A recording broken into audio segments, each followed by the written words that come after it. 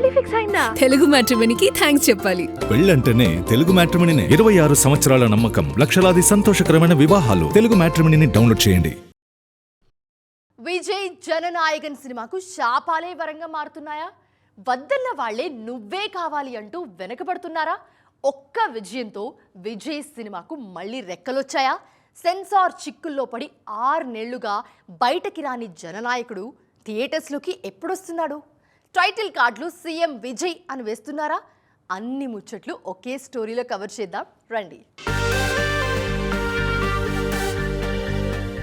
జనవరి 9న విడుదల కావాల్సిన జననాయకన్ ఇంకా రాలేదు. కారణం సెన్సార్ సర్టిఫికెట్ రాకపోవడమే.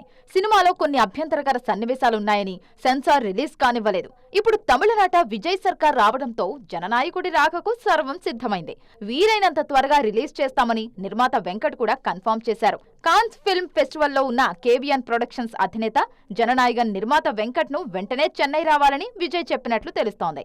దాంతో ఆయన కాన్స్ మధ్యలోనే రిటర్న్ అయ్యారు. సెన్సార్ ఇష్యూస్ ను దగ్గరుండి మానిటర్ చెయ్యాలని విజయ్ సూచించినట్లు ప్రచారం జరుగుతోంది. ముందు మే 27 అనుకున్న జూన్లోనే సినిమా విడుదల చేయాలని చూస్తున్నారు మేకర్స్.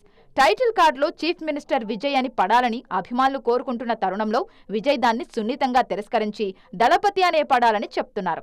జూన్ 22న విజయ్ బర్త్డే ఉంది. దానికి సరిగ్గా 4 రోజుల ముందు అంటే 18న జననాయకన్ రిలీజ్ ప్లాన్ చేస్తున్నారు.